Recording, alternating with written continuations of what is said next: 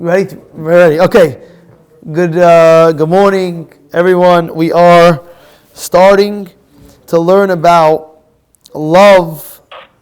We said that there is a famous story how a fellow came and asked Hillel, right? He asked for a Shammai, teach me the whole Torah.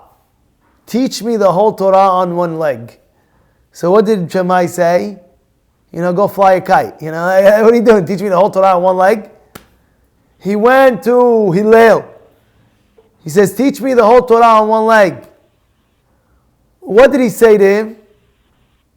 What did he say? Sadikim, come closer, you're way too far. Come, I'm serious. What did he say to him? He said to him, no, who knows? Jack Baghdadi, what did he say to him, Oh, he's giving me 1 second. He's going to tell me the answer. But at the end, until he says he's in the middle of a prayer. But the answer we know is, like it says over here, Da'alach sani lachavrach lo ta'avid. What does that mean? Da'alach sani lachavrach lo ta'avid. It means whatever you don't want others to do to you, you don't do to others. Love your friend like you love yourself. And what? Notice what it says. It says, you have to love your friend like you love yourself. A person has to love himself. One guy told me, Rabbi, at the end of the day, I don't love myself so much, so I don't even have to love my friend that much either. It's like, no, you have to love yourself. And you do love yourself. The proof is, you go out, you go get good food, you go take a nice hot shower, you go dress up nice. But at the end of the day, a person has to know a very klal gadol b'Torah, da'alach sani lachavrach lo ta'avid. What you don't like somebody do to you, you do not do to others. That's, by the way, that's a standard rule. If you don't like that to be done to you, don't do that to others. I had a neighbor. A while back, I had a neighbor. I used to live on Hubbard Street, further out. And I remember this neighbor had an argument with another neighbor on the block. What was the problem? When you take out the garbage, you take out the garbage day. You take out the garbage, and so one neighbor would put, they live on it was attached houses. Those attached houses, everything's attached. So when they take out the garbage, she doesn't put it in front of her house. She puts it a little slightly to the side, and it's really to the neighbor's house. So the neighbor kept on complaining. Every time I come out, I see your garbage in my face. She starts complaining. What are you talking about? At the end of the day, this is where it's supposed to be. What do you mean? It's just so close to the house. She said, okay, no problem. The next day, what did she do? She takes the garbage, meaning the other neighbor, and she puts it on there. And then the other lady starts flipping out. So you see, when you put your garbage in front of my house, when I was complaining to you, you said, no, it's this, so close. But when I put my garbage in front of your house, you see how you're complaining? So she tells her, so what I don't like, you don't like, and what you don't like, I don't like. So therefore, put your garbage on your side, I'll put my garbage on my side. And that solved the whole problem. I'm not saying to go take revenge and go knock the guy out and do it, but I'm just trying to bring a proof. Think before you do something. Would it be comfortable? This would you like it or not? You wouldn't. If you don't like it, don't do that to your friend. That's a standard rule. Whatever you don't like, don't do that to your friend. We deal with teenagers.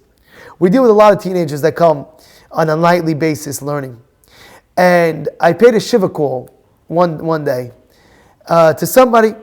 And at the shiva call, one of the parents were at the shiva call.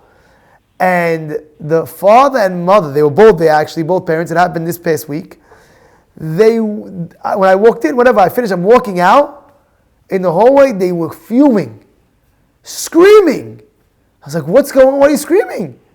Says, my kids come to your program, and there was one boy over there, and I don't even know this, by the way, that took a video of them And he's wearing, like how they wear like fake Gucci, something like that, or they wear, what's that called, the moose knuckle, I don't know what's these companies called, moose knuckle or something like that. So he was wearing like a moose knuckle or something like that. So they have a brand, moose knuckle, the brand, right, whatever it was.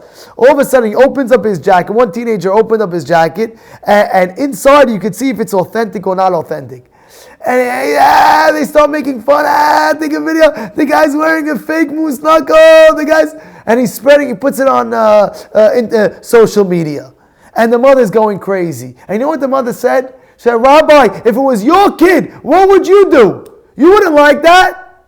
So I was like, "You're right. I wouldn't like that. I didn't know it was going on. I'll stop it immediately." That night, we came in, we told the teenager, "Excuse me, remove that video immediately. Stop doing that, don't do that," whatever. We solved the problem. But at the end of the day, if you know this rule in advance, you would never do that. It's a very simple rule. You don't like that, other people doing that to you, don't do that to others. Let's say a guy comes to the wedding, he's wearing a fake Rolex. And you know it's fake Rolex. You know it's a fake Rolex. It looks like a crazy gold Rolex, but you know the guy doesn't have that money to shell out on a crazy Rolex like that. You know that. So you say to yourself, "Let me see that watch for a second."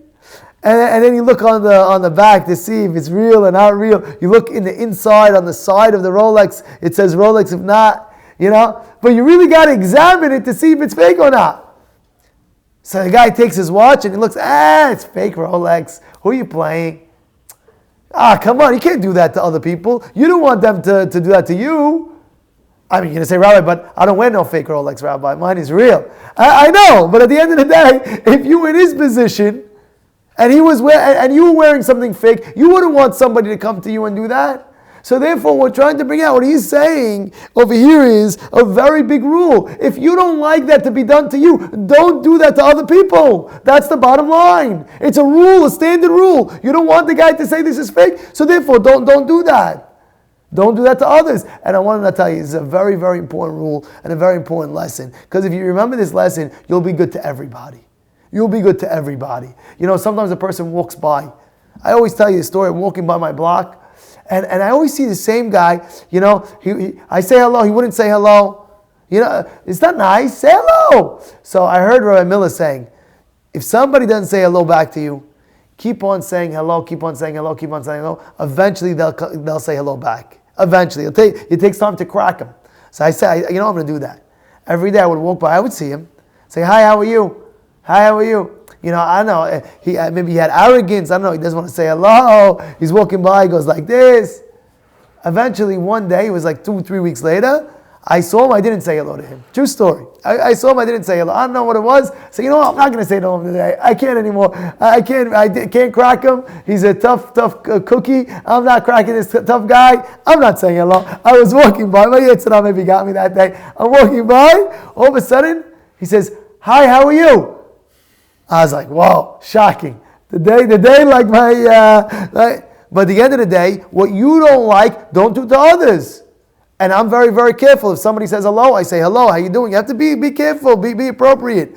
And the same thing in life. So again, the what we're learning is today, a klal gadol b'Torah that says, da'alach sani, what you don't like, others lechavrech, others to do to you, lo ta'avid. Do not do that to others. Why? He says, because everybody, you have to understand, everybody's an image of God. Meaning to say, everybody has godliness in him. Hashem blew in you a soul. So therefore, be polite and be nice to people. I always say, give honor to everybody. It doesn't cost money. A guy gets aliyah from the Torah, give him honor. Go to him, chazaku baruch, beautiful, you did a great job. Give honor to everybody. You never lose out. Everybody loves that compliment. Everybody. I don't care who you are. They love everybody loves a compliment. Everybody loves a compliment. You say, wow, it was amazing what you did. You said an awesome shiur, Rabbi. Whatever it is, whatever you do, whatever. Or a guy is working for you in your business, and you go to him and you tell him, by the way, I see you working hard these days. You know how good he feels? Wow, thank you. And you're the boss, and you're telling him, you're doing great. Wow. He's going to come home to his wife that night and say, by the way, honey, you don't understand, today I was working, my boss came to me, and he said I was doing such a great job. That's a great thing.